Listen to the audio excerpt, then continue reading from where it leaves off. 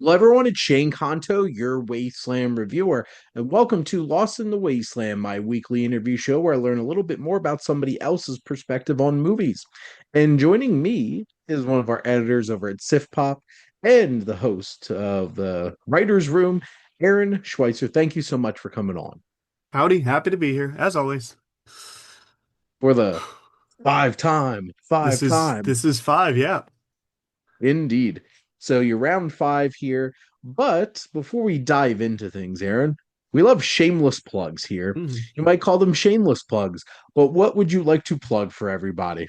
I mean, I think you did that for me. Pretty much all I have to plug is the SiftPop.com and the SiftPop Writers Room.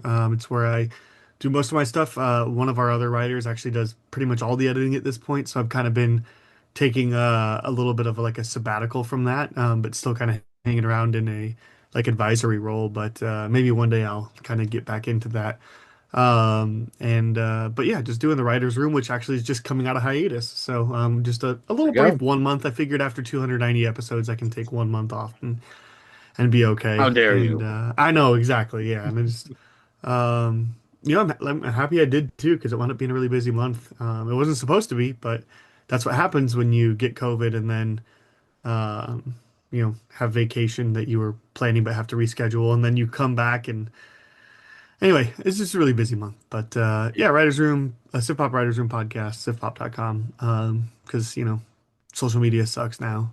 So, Well, and um, not gonna lie, Aaron, Nick loves doing editing, so I'm sure he's more than happy to do it. So we love you, Nick. So there we go. Um, but obviously, you know a thing or two about hosting a show, which I will be on very yeah. soon, hmm talking about some Kubrick goes period piece and portraits, Barry Lyndon. But And this technically, I don't know when this drops, but the Oscars recap episode drops March 11th, which is 2 days from now. So probably right around the I think we time. set a record for shortest episode. I think we did. Barely at 3 hours. Yeah. Hey, 3 hours and 5 minutes, I believe, was the final runtime. it was great. And the Academy did poorly. Yes, they did. Spoiler alert, they did really bad. But let's dive into these questions, shall we? Now, this is always an interesting question in the year of our Lord 2026, when there's so many options on how to watch a movie, from watching it on the biggest IMAX screen to watching it on your phone. But Aaron, what is your ideal preferred environment for watching a movie? I think this is a really interesting question. Because I think part of it depends on the movie, right? Like so much of it depends on the movie, but so much of it also just like is contextually like where we've come as a society. Like, um, I guess I'll save part of that till question number two, but um, I think always theaters is the answer, right? Um, but when I go to the theaters, I'm kind of one of those like as soon as the like actual movie is starting, like 99% of the time, like mouth shut, ears shut, eyes forward. Or I guess not ears shut towards the movie, not ears shut towards the movie. Just kind of a sit back, relax. Obviously a preferred recliner, especially if the movie is over like 2 hours and 15 minutes. I'm like, the theater that is 45 seconds from my house is a standard stadium seating, and the theater that is 30 minutes from my house is recliner. And if it's over 2:15, I'm gonna take the 30-minute drive each way. There you go. A larger screen is preferred. The recliner theater has it's like DLX or something like that. It's just a bigger screen. That's all it is. And so obviously I'm going to prefer that for something that's more visually appealing. If I had an IMAX closer to me, currently the closest IMAX is an hour away. But about 5 years ago, a theater chain announced that they were building an IMAX in the town next to me, and I think maybe it's finally got the walls built. Um, so certainly IMAX will be a lot more. And I'd be willing to sacrifice, the for stadium seating for IMAX. Yeah. But like I said, obviously a theater, but there is certain times. There's always the exception. Like I think part of the reason why the Jackass movies are so fun is because you can like take a group. Like nobody wants to sit and watch those alone, you know? But one of the best times I've ever had in a movie theater was watching the fourth one with one of my friends. So I'm pretty sure like maybe hadn't seen any of them up to that point, or at least it had been a while. And it was us, and then like two rows in front of us, some guy that took his kids out of school for the day and went and caught like a Wednesday morning show. I I distinctly remember almost suffocating on my mask going to Yeah, see Jackass Forever because I was yeah, laughing so hard. I'm like, well, I'm gonna die happy. yes, yeah, yeah. So I mean, yeah, obviously, like I think a theater would be preferred, and reclining seats are better, and just whatever the biggest screen and the best sound quality I can get would be, and with There you go. ideally with a few people around. But you know, I've with my current schedule, it more often than not me checking out a movie alone. That's very fair. Now, speaking of those standards of sitting in a theater and watching a movie, what are yours? So this is where I got like a little bit of a tangent. I saw somebody on TikTok that I follow that made a video about we always talk about how the theater industry is declining and and you know AMC list is like the solution or whatever. You know, everybody's trying to come up with that, you know, movie pass solution, right? Yeah. Um, and I think there's like some argument to that because honestly, maybe MoviePass saved cinemas for a certain time because I It certainly went. forced theaters to do their own loyalty plans and stuff Well, like not that. only So, that, but I went to the theaters a good amount. But when I had MoviePass, and granted I was single at the time, so I had nothing else to do, and I worked a job that was more like a 9 to 5. I just went to the movies for fun. So like I certainly, and every time I'm there, I'm getting popcorn and I'm at least getting a drink. I'm probably getting popcorn or some sort of snacks. I'm spending money on concessions there. mm, Anyway, yeah, I saw Game Night 3 times in theaters when normally like probably I'd only go once, but it was free, so why not? Anyway, so I don't know. I think AMC thinks that like A-list is. I have Marcus theaters near me, which just kind of sucks because they don't have like a. They have a thing where you pay like $15 and you get one free ticket a month, and it's like that. No, I'm looking for $30 a month for unlimited screenings. You know, where I can. yeah. You know, even I went to a movie 1:10 p.m. on this on a Monday today and paid $10 for that ticket. It's like I remember when like I know inflation went, but I remember when like Friday nights used to be the $10. I used to be able to get in if you went to a showing before noon, it was like $6. Yeah. And now my theater doesn't even show movies before noon. So I anyway, all that to say is I saw this video saying that we keep on thinking that the theater's not doing enough when in reality it's just that theaters haven't changed in 50 years, but home viewing has changed so much, right? Like Mm, it's not that you can only see movies at home anymore, or like I guess because I was born in 1995, I didn't know how much a VHS cost, but VHSs were insanely expensive when they first came out. It's why video rental stores did well. And then they got cheaper and DVDs got cheaper and all that stuff and all of a sudden they became cheap to make a lot of. So, you know, any movie you could ever want was there. Now with the age of streaming and digital, I don't ever have to leave my house to watch most movies, and they're only getting more expensive for the same thing that we got 15 years ago. So, like, I don't know. All that to say is, I think my standards are just I don't want stains on the screen, and I don't want to hum in the audio. Like, and frankly, sometimes that feels like too much to ask. So, I went and This, saw like I did a 4 movie marathon day November 20, I think it was 24. Because it was whenever Joker was out, Joker 2. And I saw Transformers 1, Joker, Megalopolis, and My Old Ass. And on this theater on the screen for My Old Ass, there was like a huge stain in on the screen. Clearly somebody had like thrown a soda at it, probably because they saw Megalopolis on it or something. But um anyway, I just like I remember thinking like they didn't bother to clean it or anything. And I get it. It's how you make money, but like, well, this is you're okay with this?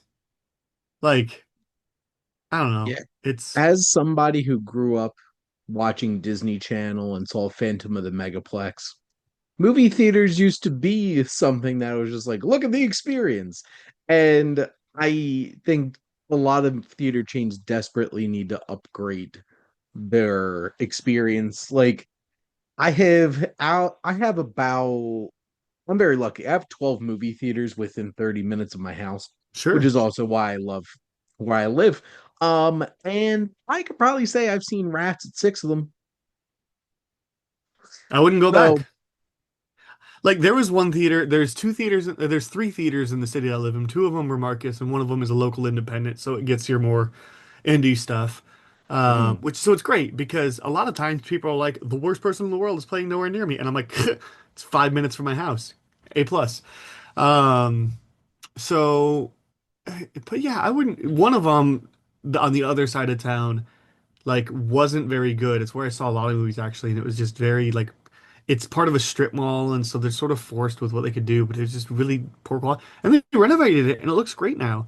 Um, but all that to say is, the second that either if my indie offered some sort of subscription, or I even debated there's one AMC about 30 minutes away from me, and I was like, is it worth getting a list? And right now, no, because I got to find the time to go see them, but and that yeah. theater closed during COVID. But I don't know. I'm really hoping that the theater that's supposed to open up next week. I would love if it's just three theaters and they knock it out of the park. Like three screens and they knock it out of the park. I mean, I know they're probably going to go for like 12 and great because then they'll have whatever movie I want. But Yeah. if I saw Rat in the theater, I would go back like a year later and if nothing changed, I would go elsewhere. I was at one of them right before this. So, I just like I said, I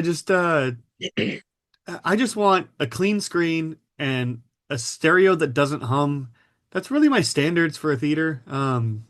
Like obviously, like I don't want the floor to be super sticky. mm, Like that's all I'm really like wanting. Obviously, there's things that like I would prefer. I want to sit in the front row of the back section because that's where there's the most leg room, and as a tall guy with long mm, legs, that means something to me. fair. I want to have a buffer seat at least between me and somebody else. I want everybody else. I, I saw John Wick 3 on a discount day, and it was the day that I vowed I'll never go to discount days again because there was some old people sitting right behind me that talked through the entire thing. I'm like, it's John Wick. Shut your mouth and watch him be cool. Watch him And boom, boom, boom, boom, shoot people. exactly, exactly. I shouldn't be able to hear your talking over the gunfire. No, absolutely not. Um, I don't know. I do miss the days of like midnight screenings, and I get why they don't do them anymore. But there was something special about that. And I was in high school when they were like in their heyday. So I did a Mm, lot of them and they were fun. But I do miss those. Um, Something about that experience, right? Because, I walked in to see The Bride earlier today, and there was, granted, again, Monday afternoon, but there was very few people there. It was all single people going to see, the lady in front of me bought a ticket to Wuthering Heights, and some other people bought a ticket to Scream 7, and some other people bought a ticket to something else. And I was alone in the theater for The Bride, and it's just like, you never get that on that midnight, or at the very least, all those groups are going to see this one movie yeah, just elsewhere. Like, I went to the last midnight movie I did was The Last Jedi, because I think they stopped offering them, and I think it was a 10 p.m. showing anyway. Um, but because now all of a sudden it's like Thursday at 4 p.m. they're showing the movie or whatever. Um, not gonna lie. I love those sure. because I'm not a night person. And again, I get why they do it. All good. But there was something about that experience. I Yeah, drove to a city an hour 45 minutes away from where I live to go see it on a Dome IMAX, which I don't love, but my regular IMAX was sold out an hour away. And I was like, let's go check this out. And I went alone and I sat next to a few people who seemed cool. And so I like was friendly with them for a half an hour while we were waiting for the trailers to start. And we parted ways never to see each other again. And if you're out there listening to this somewhere, think you guys were fine. and Cool. may the force be with you. Thanks for helping me have a good night. And because nobody wants to go see Star Wars opening night alone, and nobody wants to see the Star Wars The Rise of Skywalker ever, but anyway, There you go. yeah. So, I guess next question, Aaron. So, what's a film that always gets an emotional reaction out of you? There's a lot. for some reason, there's a couple of movies that just seem so dumb to cry at. Usually anything involving animals. I watched Flow last week for the first time, and that almost made me cry. And The Wild Robot gets me teary-eyed. But I think the true answer to this question, obviously everybody cries at some big ones. Most of the early Pixar stuff, right? Toy Story 3, Inside Out 2, stuff like, you know, there's movies that everybody cries to, but I think the movie that specifically I cry to that people will probably like laugh and then be like, okay, I get it, is Guardians of the Galaxy, like the first one specifically. Um, I cried 3 times in theaters the first night. Um, and I saw it again and I got teary-eyed at the same 3 times. And every single time I watch it, there's 3 times that I get teary-eyed from because it's the very beginning where Pete's mom is dying of cancer. And when that movie came out, uh, I guess it was, no, it was about a year or two after that movie came out. My mom got breast cancer. Um, but there's just something about like that seems like the worst possible way to lose somebody, right? And especially because he's so little. And was that movie was 2017, 16, I think. Either ways, I was But 20, Guardians yeah, was 14. 14. I was 19 at the time. And Mm, to look as a 19-year-old and be like, I'm really happy I didn't lose my mom at 8 because I know a lot of people that did. Is just like, I don't know, it's just really nice. Really good moment. The second one is the very obvious one that I think is meant to make you cry, where, Groot forms a Groot cocoon and sacrifices himself to save everybody. I sure blame do. most of that on the music. The soundtrack is just perfect. But then there's a moment later, right, like after everything is settled, right, where after the dance off and you get like this moment of comedy, and clearly the movie has shifted tones, but then it shifts back because then you see Rocket holding a pile of sticks and weeping over a pile of sticks, and I'm like, this is a character who specifically is emotionless, who is, not quote unquote weak, would never He's a want tough anybody to guy see him cry. He's a tough guy. He's clearly from got some Philly. baggage, and here he is crying over a pile of sticks because his only friend in the world just died, and yeah, makes me cry.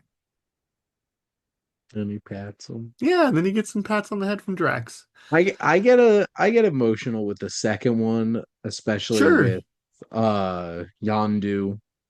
And then the third one, Yeah, that one, all three of them for sure, yep, but specifically that first one is like you think of how funny it is, right? You forget yeah, how really good it is at doing emotion. So absolutely. at least I did. I wasn't expecting that when I went into the theater. So it's funny because the only two times that I've legitimately cried in a theater, like actually started full-blown tears, were both at superhero movies. And one of them was Logan, Sure. and I cried one at of them Logan, yeah. was Endgame. Oh yeah, the same thing. I cried a few times at Endgame. I remember that one of the times I felt the most embarrassed was I cried at the last superhero movie I can remember crying to was Shang-Chi and the Legend of the Ten Rings. And it wasn't because there was anything emotional going on. I just had a Kevin Smith moment where it was in the middle of the final battle, and there's so much color, and the CG is so good in that movie, and there's such great choreography, and there's so many good performances. And it was just one of Beautiful. those where I just kind of like was out of my body for a minute, and I was like, it's just incredible to think that this is what movies can be now. Like movies are capable of doing this, and that's really cool. Absolutely. And it just got me. Now, my next question is a twofer Yeah, and relating to film franchises. sure. And so, Aaron, what's that one film franchise you just wanted to stop? I'm gonna I've thought about this one, thought about this question. There's obvious answers, ones that everybody wants to stop, right? I mean, I guess the DCU is done now, but there's We got what always, we asked for, except yeah, for those who won't let it die. there, I'm gonna say this, and I need everybody to know that I will watch every single one that comes out afterwards, but now is the perfect time. A year ago, actually, is the perfect time to stop making John Wick movies. And And I more so mean that specifically in mainline entry movies because I saw Ballerina and I liked it. It was fine. It was fun. It was decent for what it is. I would happily watch a second Ballerina movie. I will watch any movie that is John Wick adjacent, but I do not, very specifically, I do not want John Wick 5. It seems very intentional that 4 was supposed to close out the franchise, and I left that theater thinking at the first showing I possibly could see on the biggest screen I could possibly see it on, I left that theater thinking that was incredible. I love this movie. It is easily my favorite of the three. But if they make it chapter 5, if Keanu isn't dead, then I'm gonna hate this movie. Because everything about that movie is pointing towards this is the end of John Wick. It was marketed that way. It's all that. If they decide it's not, and from my understanding, they're working on a fifth one starring Keanu. That is supposed to be a sequel. So like, if For show the body, I'll see it, just in case. I'll see it, and I'll be happy. I'm sure. I just wish it wasn't coming. To be fair, I feel similarly, but I will because like it's narratively it should end there. Yeah, Um, but yes, I will go see John Wick Chapter 5. I am more interested in them expanding that world, and I can't wait for the Kane movie that Donnie Yen's gonna direct with Arina Soyama coming back as well. Like, I'm down for that. yeah, And the fact that they had to reshoot a whole bunch of stuff for for Ballerina and brought Chad Stahelski and I think probably salvaged the movie. And I had a blast, so I'm down for that. But yes, I John Wick proper should have just ended with chapter 4. But it's yeah, not gonna because money and Lionsgate is desperate. sure, Basically they have that and Hunger Games, and that's about it. So they lost sure. Aaron. If Borderlands made money, we probably wouldn't get chapter 5. Just think about that. Hey, I did my part. I paid for a ticket to Borderlands. Now, sort of against I my will, but I unfortunately did too.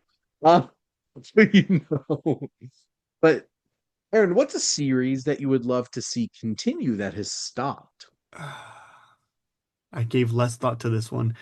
I feel like there's a handful of examples that, like movies that have come out, that there's like one or two entries in that are pretty good. It's just nobody saw them, or there was one movie and it got some cult following, and then they made a second one, and I saw it, but nobody else did. You know what? I think that's probably exactly where it'll wound up anyway. Because I am the first person to admit that there's a big decline in quality from the first film to the second. But I don't care if 3, 4, and 5 are all as bad as 2. I would still see 6. Is and I guess I made a similar point about Jurassic Park, which you could easily also say for the first part to that question, because I said my review for Rebirth was it's insane that this is a franchise on its seventh movie and only one of them is great, and arguably there's a grand total of two that are even good, and I will still be seated for the eighth one. And I feel the exact same Sounds like a way. slasher movie. I would feel the exact same way if Pacific Rim ever got more movies. Um, because I saw Pacific Rim Uprising as soon as I possibly could. Again, in the movie pass days, I saw it twice in theaters. Nice. Um, and I'm willing to admit it's a little wild and it's a little crazy, but I also really like some of the swings that it takes. I like that it's willing to be a little bit comical and a little bit like anime-y and a little bit like Honestly, it felt like weird. actual Power Rangers Yeah. in how weird and campy it was. And I'm it's like, nowhere near as good as the first Pacific Rim, wow, which is like unironically a masterpiece. You were always going to lose that when you had Guillermo del Toro, but I think the second did a lot of things that people wanted. They're like, I wish there was just one fight in the daytime in the first movie, and all the fights are in the daytime in the second one. that's why it felt like Um, a Power Rangers movie. I thought I was watching like the people in the suits in like the cities and a yep. completely bright studio. I'm like, yep, this feels like a Power Rangers movie. Look, I love the first movie so much, and I have a good enough time with the second. Like I said, if 3, 4, 5 are all as bad as 2, I would still go watch 6 because that first one is so good.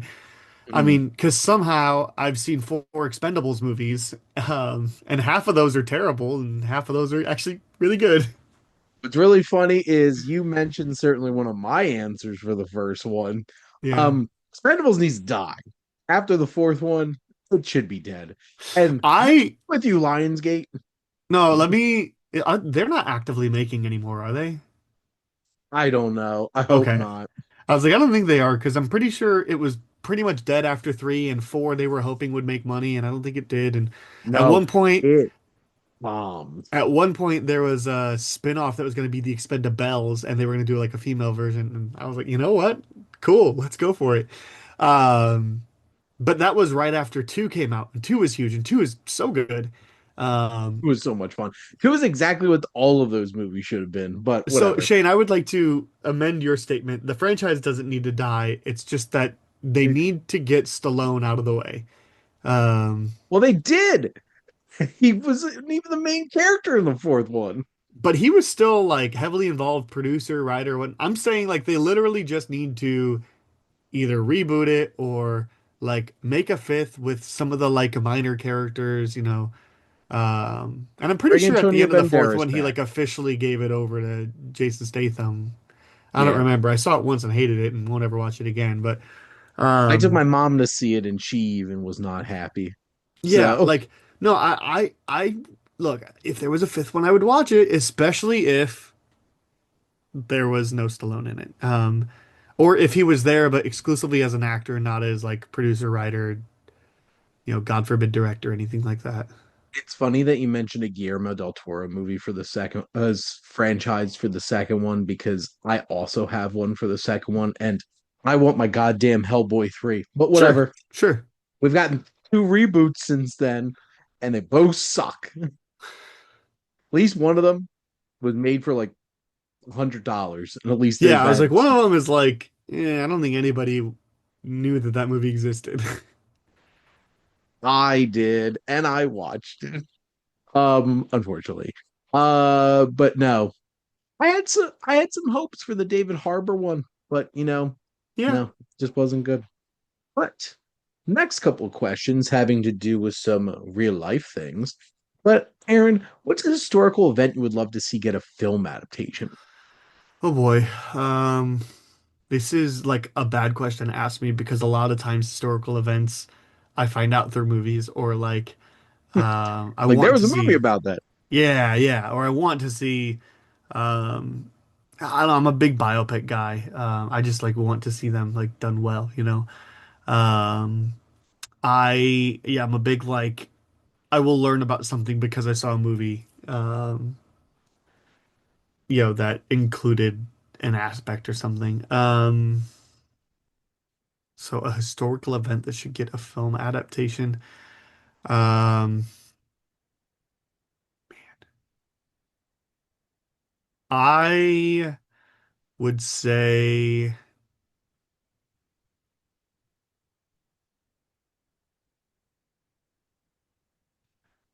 I don't know. Is there like a hockey thing that would be a cool movie? Well, that's what I was thinking because like, sports biopics a lot of times are the best, but there's already Miracle, which is a great movie, and I can't even say they should make a movie about the Miracle on Ice because there already is one and it's great. Um, there How about it, make a movie about the dual miracles on ice that just happened at the Olympics? How about that, Canada? And then, you know what? politics had to ruin it. You know what? Let's make a movie. We're gonna make it a sports comedy biopic. And you could take one of two stories, but Shane, how familiar are you with the hockey term e-bug? I am not. It stands for emergency backup goalie. And the way that this used to work is that each NHL team is allowed to dress as many goalies as they want, but most carry two. You have your starter and your backup, and your Yep. backup starts every couple games to give your starter a rest, usually against weaker offensive teams. And in theory, a team could carry three or four, but you're only allowed to carry 21 players, and 18 of them have to dress every night. So you only have three, scratches. And so why would you waste one of those on a third goalie who's probably never going to play? So the NHL has this thing that is the emergency backup goalie, and the rules at the time were the team, the home team provides a backup goalie, um, and that backup goalie can be used in the event that both of your goalies are unable to play. Um, and that has happened several times recently, but two times notably. Although I believe that that changed during the current CBA, the players' union agreement, that now essentially every team is allowed to carry an emergency backup goalie. Okay. That is like essentially part of the team, and they don't count on the roster or anything like that. They get a very little, they get a very small salary, but essentially the team employs them now. But essentially, the home team employs them and they play for whatever team needs them. So there was a very big example. I'm a Chicago fan. In 20, I think 17 or 18, there was an accountant that lived near Chicago that was the emergency backup goalie for the Blackhawks for that particular time. And there was a game against Winnipeg where one of the starters got injured in morning practice, and the backup got injured about 10 minutes left in the game. He pulled a groin muscle. And so the Oh emergency no. backup goalie had to go into the game with 10 minutes left, and the Blackhawks like were winning like I think 5-2 or something like that. He faced 11 shots and let in none of them. And this was a bad Blackhawks team at this time. So, um, literally, he went to his accounting job in the morning and he, went to the United Center to watch hockey at night. And they're like, you're going to be put in front of the Winnipeg Jets and we expect you to play. Probably the better one is there is a game. By the way, that accountant's name is Scott Foster.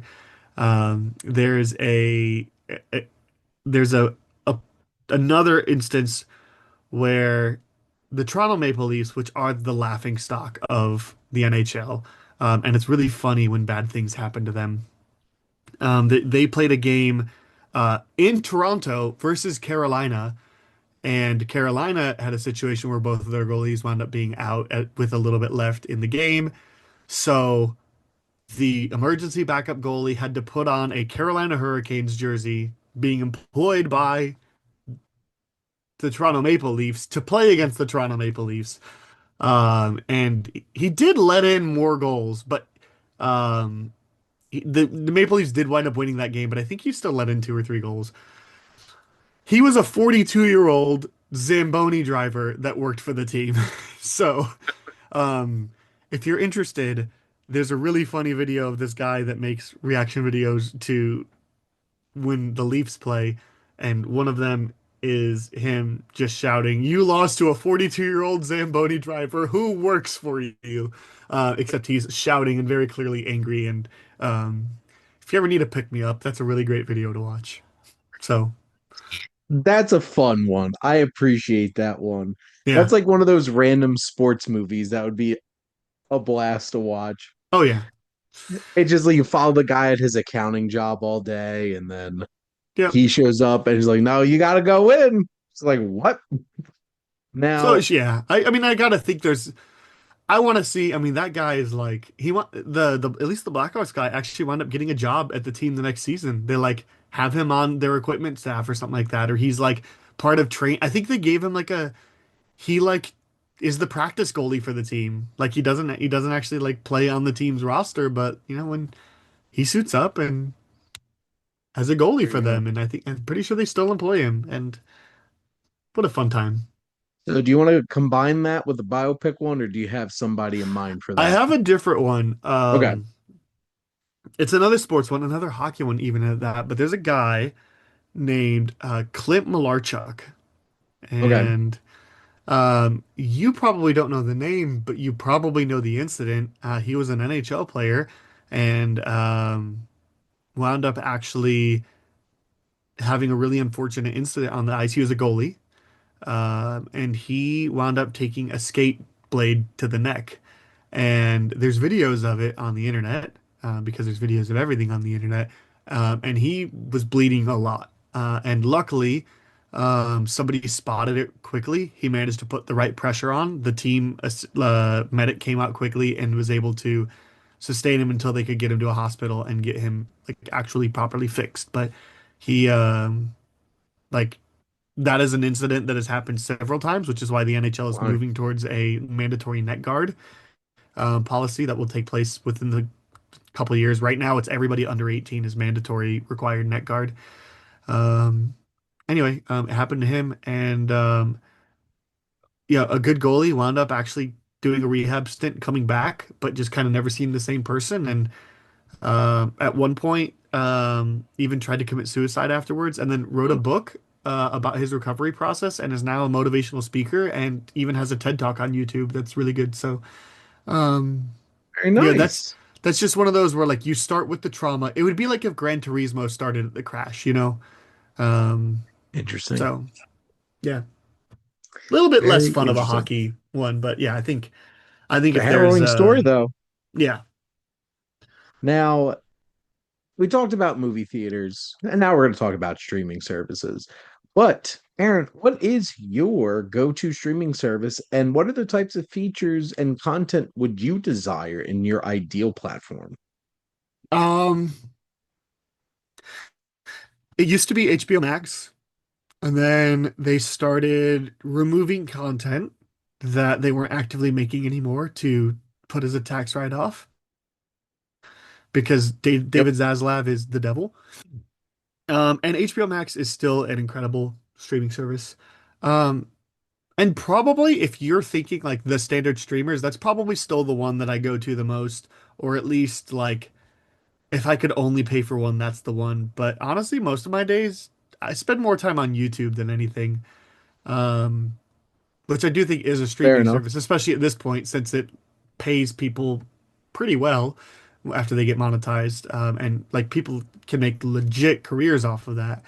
Yeah, Um, but I don't know. I also like sort of lumped into that. I love that YouTube also has like little mini subscriptions that you can do in there.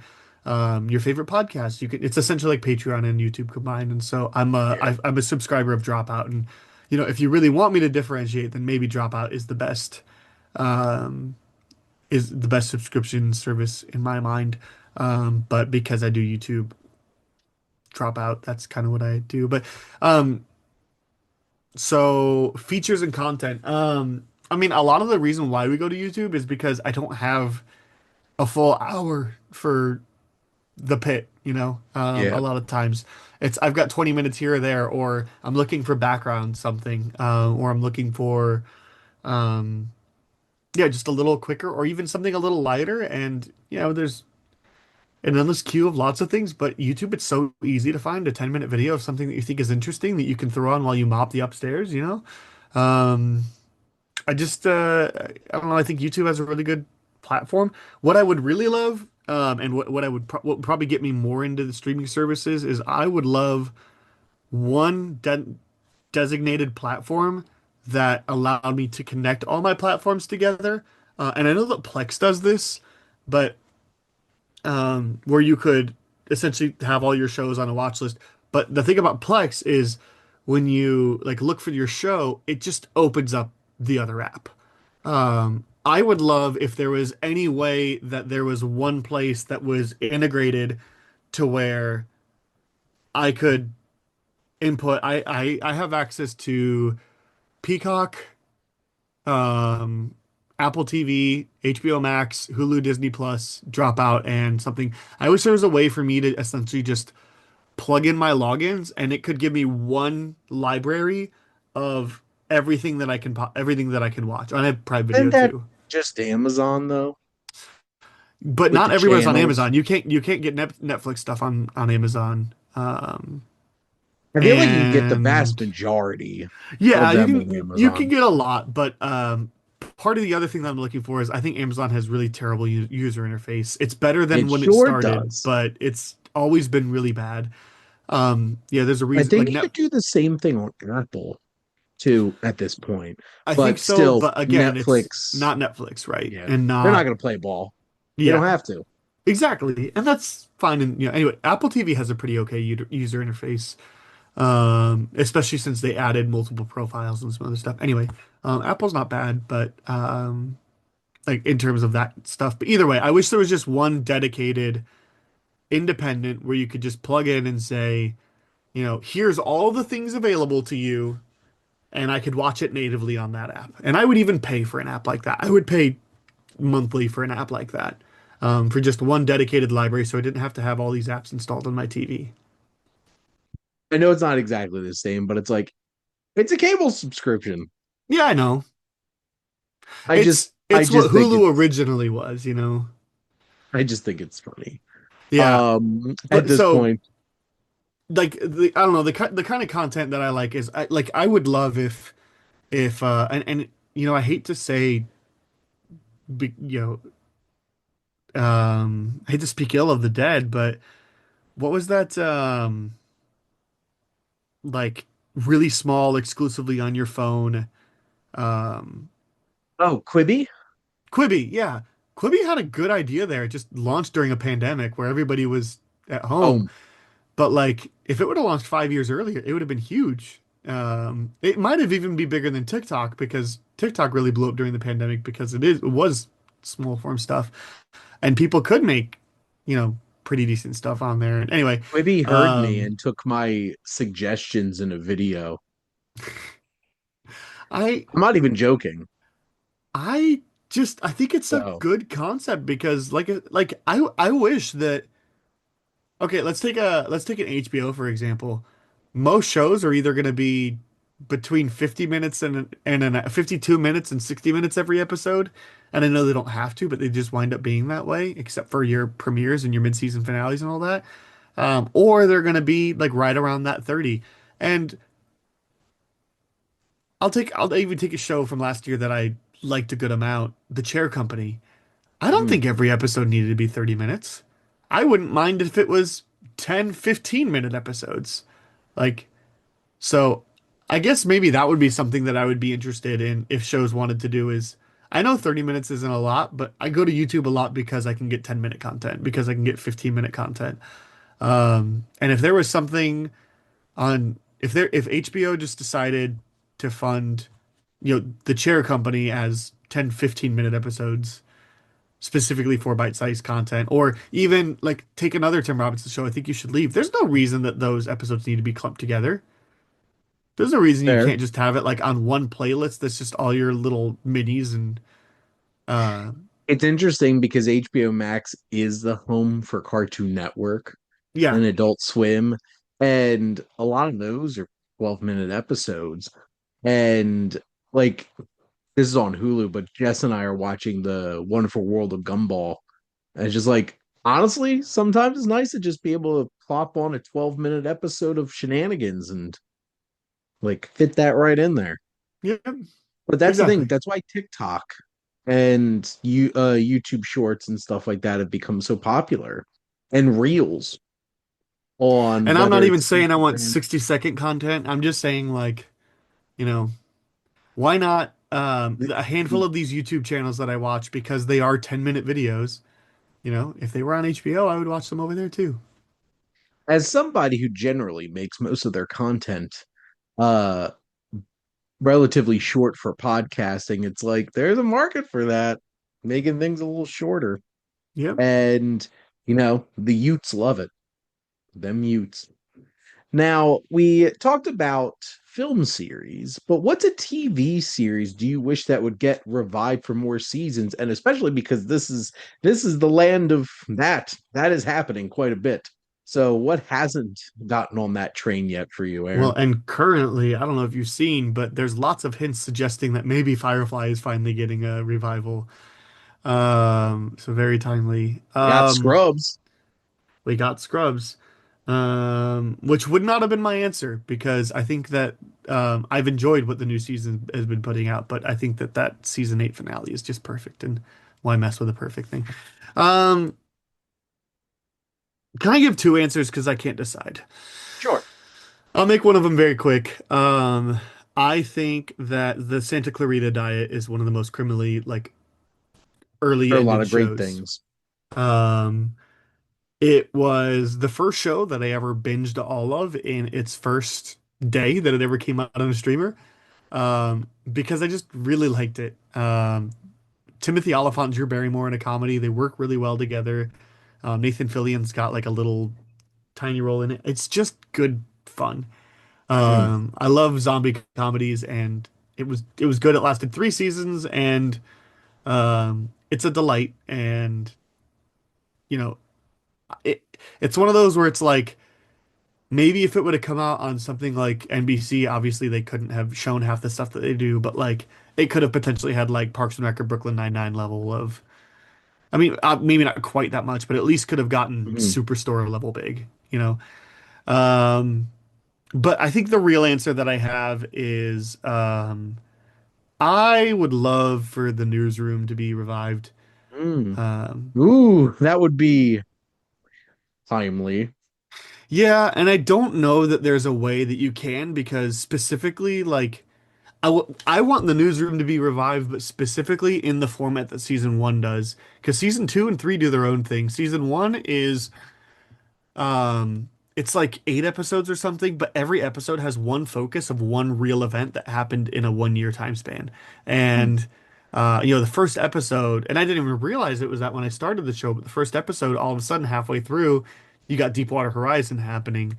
Yeah. And like the third episode is the Gabby Giffords assassination attempt. And there's just like a lot of really good real time stuff. And then season Aaron, two, you could literally make a 7 episode season and it just be any given week.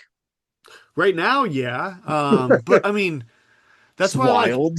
I think you could start it a couple of years ago, so you always have an idea of what's new, right?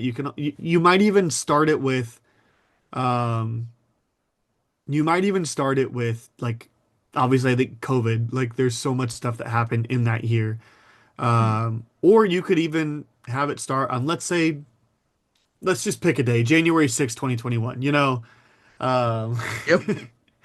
where like Which such a um, pivotal defining moment, right? Like, it'd be um, interesting to see how that would be done differently than the morning show, since that show has been leaning into like they covered January 6th, they covered COVID and stuff like that. I'd be interested to see what Sorkin would do different than that sure. Apple series. So yeah, I don't know. I thought the show was really good. Season two winds up sort of making its own news stories up, and season three winds up being more about one specific news story in the way that it gets reported. And it's all really good, but there is something so special about that season one. And Sorkin's, of course, such a good writer, and it's Yeah. like an insanely good cast. There's no way you could reboot it now as a continuation, but you could reboot it where Jeff Daniels is not like the main character and the anchor, but he's the head of the news The place, and there's executive. the executive, and you could even make it like a uncanonized sequel or something like that. But Mhm. anyway, I think that there's obviously a lot of potential for something like that. I really liked the way that that show was planned and paced, and I thought it did all of its characters really well. And like I said, I don't know a way that you could do a continuation with the same characters, but I like the idea that you could just start making Newsroom again. Yeah. Um, you know, Now, we've talked about movie series making a comeback, TV series making a comeback. But what about an actor? What actor would you like to see make a comeback? um, let's give this answer. I thought about a few people, but there's certainly some people where you look and then you're like a quick Google search is like, oh nope, they're bad. Um, maybe we don't want them to have a comeback. There's a reason you haven't seen them much recently. Um, I'm gonna say for my answer, I think somebody who could knock it out of the park is Dane DeHaan. And the reason Mm, I'll say that is because when Chronicle came out, I was certain that Dane DeHaan was going to be the takeaway from that movie. Dane DeHaan and Josh Trank. I mean, obviously Michael B. Jordan was great in it too, but Dane DeHaan getting that role, doing it so well, and the way it was directed, I thought that they would be huge names. I also thought that Michael B. Jordan would be a big name, and that it's just insane that like the other two have fallen off the map, and Michael B. Jordan is the biggest star in the world. yeah. Um, especially after this Oscar season. But I I I think with the was Dane DeHaan situation, it's like they put him in the wrong movies. So they put him in the wrong movies, then they put him in everything super quick, and I think it just kind of got to him because he couldn't really get into certain roles, and he sort of got typecast, and because like almost immediately he gets put in Lawless, which I think is a super underrated, underseen, underappreciated movie, and he's fine in it, but everybody's pretty good in it. It's just overall a good movie, nothing terribly great about it or bad. Um, but it's solid. It's enjoyable. I watch it every couple of years. But then specifically, he gets like a big mainstream breakout with The Amazing Spider-Man 2, which is a movie that I love, but they rush a Green Goblin arc to get him to be Green Goblin and then also pretty sure kill it. No, not kill. They hospitalize him and set up for the Sinister Six. And on top of that, you also got no, it was never mind. You just Valerian, I feel like, was the Valerian. where That he was the was one. incredibly miscast as a roguish Harrison Ford Yep. type on Solo, and just like it's not Dane DeHaan. Stop It's trying to just what. make that So happen. he's just one of those actors. I think the last thing I remember seeing him in was what was that Pattinson movie on Netflix, The Devil All the Time? I'm pretty sure he was in Oppenheimer, wasn't he? But everybody was in Oh yeah, Oppenheimer. he was. But yeah, you're right. He was like the secretary that was logging the stuff in the present day. Anyway, Yeah, um, he's in an small upcoming role. film called War Driver, which looks like a straight to VOD type of But action thriller. And then Dumb Money and Oppenheimer were like his last films that have come out, and that was 2023. A I lot of just TV, including that Quibi show, The Stranger. I distinctly remember that. I just like you look back at Chronicle and it's undeniable there's talent there. Yeah, Same with Josh Trank. I'm less willing to give him a chance because he's had several chances, right? Like you can make all the arguments you want for Fantastic Four, and I haven't seen the movie and I don't plan on seeing it. Um, Partly because I believe that that was studio interference and it's not the movie he wanted to come out. And why would I watch a terrible movie? It's like why would I watch Elektra? Um, but he gets another chance. He does a little indie starring Tom Hardy for Capone, and it's terrible. So yeah, I'm anyway. I obviously there's still talent there, but no, I think Dane DeHaan's a really good answer because it's you've yeah. seen talent. It's just you gotta. He's clearly there. It's just you give him a right role, Getting back on cap track. figure out what it was that made him so good in that. And he's not bad in Amazing Spider-Man 2, and he's not bad in The Devil All the Time. He's not bad in Oppenheimer, but he's just like got such small or rushed roles in those that he doesn't really stand out. Anybody could have played his role in Oppenheimer.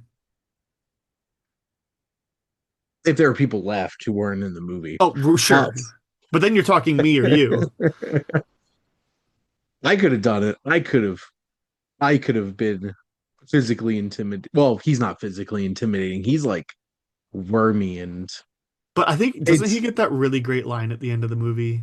I don't even remember what it is right now, but he is the him and Casey Affleck are the scumbag guys that screw over Oppenheimer working with Strauss. Like Dane DeHaan with oh, his little glasses. I'm You're thinking of thinking the Alden Alden Ehrenreich, I'm thinking of Alden who Ehrenreich. Yeah. yeah, Alden Ehrenreich got a great bit there for Yeah. sure. Him and Rami Malek at the mic drop at the end of the movie. But Aaron, my last question for you. So you have to meet somebody new. So I apologize. Um, but you have to meet somebody new, and you have to pick three movies for them to get to know you. What three movies would those be? There's an obvious one and two. The third one would be a little bit in question.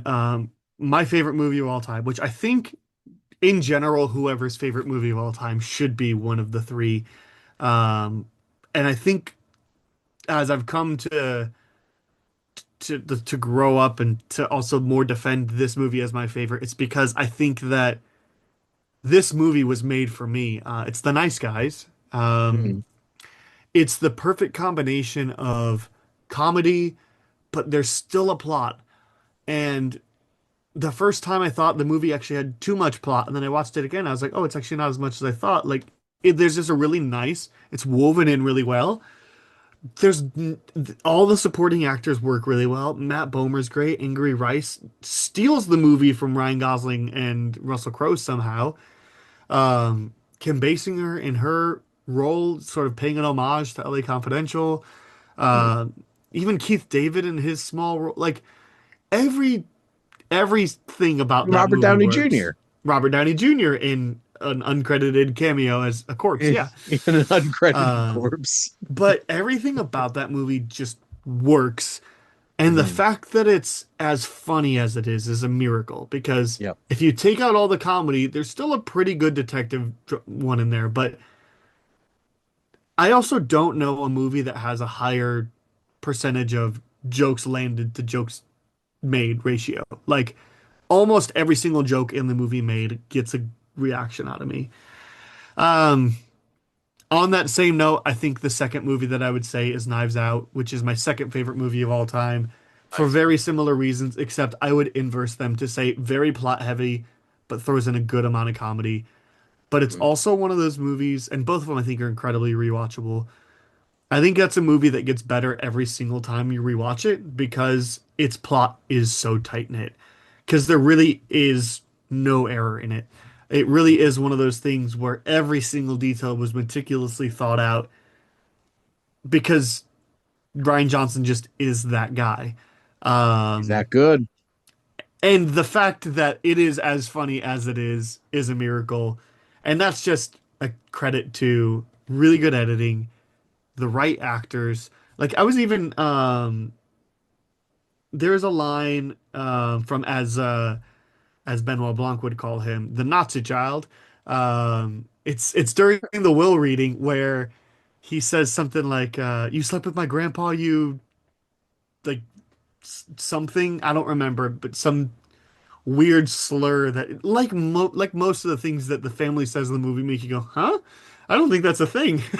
Um, and apparently he just like shouted that out during one of the takes, and I think Catherine, is it Catherine Langstrom, like specifically said, "What did you just say?" And he's like, "I think I said this," and she's like, "That was hilarious." And they went and told Ryan Johnson, and he like specifically put it in the movie, like he got a shot of him saying that because they thought it was Yeah. so funny. Anyway, all that to say, again, such a plot heavy movie, so tight, um, but also happens to be really funny. Is just great. Man, now I have to pick a third. Um, I'm going between two.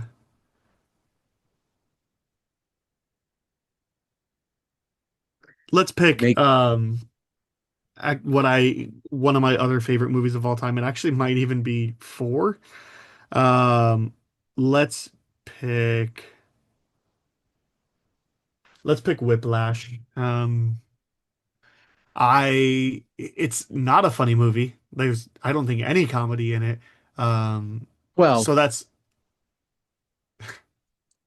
there's morbid comedy in it. sure. Like, um, J.K. Simmons is funny. He's just a dick. So I think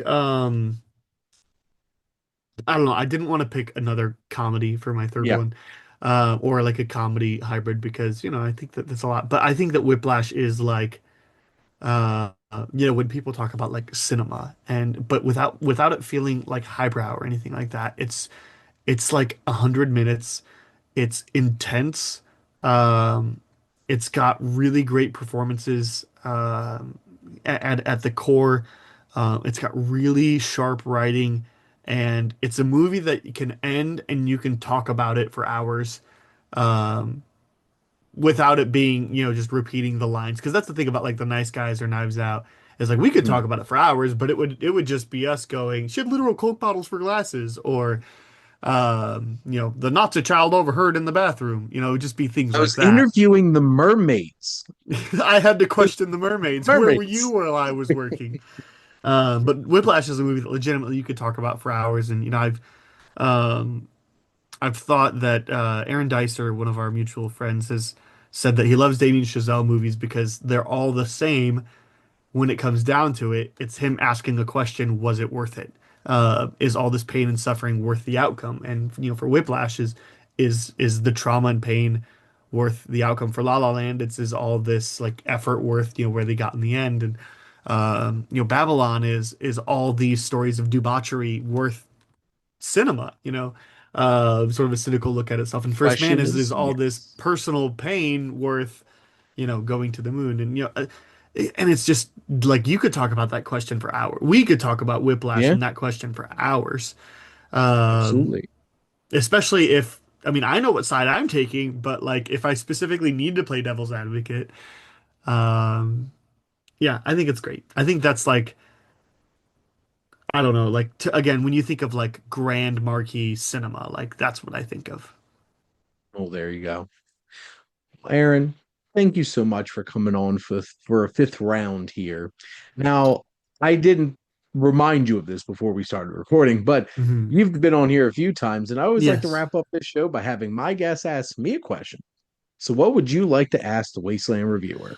I'm gonna ask a spin on that last question. Mhm. Um, Shane, what is the best rom-com of all time? Actually, I'm gonna modify it. What is the most believable romance in a like specific romance movie? What's the one that you like walk away going like that makes so much sense or like I'm mad that those two aren't together? Like what's like I what is the film that you think of when you think of romance? Well, that's a different question. I That well, suppose. I think all of them are so different questions, but so the answer to the first two is When Harry Met Sally, because honestly, I do think it's the greatest rom-com ever. Two, I do think it's extremely believable. These two people that have just been this close all those years, and sometimes you do meet somebody and it takes time for you to connect. And I have certainly been in situations where I've had people come in and out of my life after years and become very valued people in my life. My wife and I broke up for 3 years and got back together. And now we're married. So there you go. woo. And yeah. Woo. And you know, I think When Harry Met Sally I think Nora Ephron and the late great Rob Reiner just really understood. Yeah. Like this is what romance is. Now, the last twist on it is what do I think when I think romance? And it's a film like Brooklyn. Mm. See, it's not a rom-com, but it's one of my favorite romances because I this might not be a romantic thing to say, but like I don't believe in like the one. I There's way too many human beings in existence for there to be literally like Yes. the one person for you to be connected with. And I feel like that film grapples with the idea of what ifs so well because you have you have Emery Cohen's character Tony, and you have Donald Gleason's character back in Ireland, and Ailish has to navigate what does she really want out of life, and what's the life that she's going to want to live, because that's going to decide which person she's going to be with. She could have these feelings for both of them. And I do think it's perfectly capable of you to have love for multiple people, but there's a lot more to a relationship than love. There's a lot more, a big part of it's timing. And I love the fact that Brooklyn navigates that. And at the end of the day, I do think that Ailish and Tony are they're the one that I want to root for. And it's not just because they remind me of my grandparents. Because to be perfectly honest, that's probably one of the reasons why that movie hits so close to home because my maternal grandparents, my grandfather was a blue collar Italian man. He was an electrician. Um, and my grandmother was an English, Irish, Scottish girl. And they're both from Philly. The only reason it worked is because they're both Catholics. So, at least that they got that going for them. And it's a movie that I think is really special in how it navigates that. And my wife and I always each pick a romantic movie to watch on for Valentine's Day. So we have a nice little double feature. And Princess Bride, When Harry Met Sally, Brooklyn, and Intolerable Cruelty have all been like my choices over the years. Intolerable Cruelty is just a really fun modern screwball comedy from the Coens, who really understand screwball comedies. And but like I don't love the relationship in Intolerable Cruelty like I love the relationships. And like Princess Bride, it's overly simplified. They're just two young, attractive people who, had a connection. But like when Harry Met Sally and Brooklyn navigate like rich romances and connections with people. And yeah, so there you Nice. go. I think you did it. Good job. Those are three great questions, Aaron, all rolled into one. And I got them all. But Nice. Aaron, thank you so much for coming on as always and chatting movies with me. Of course, anytime. And thank all of you out there for always tuning in and supporting your Wasteland Reviewer.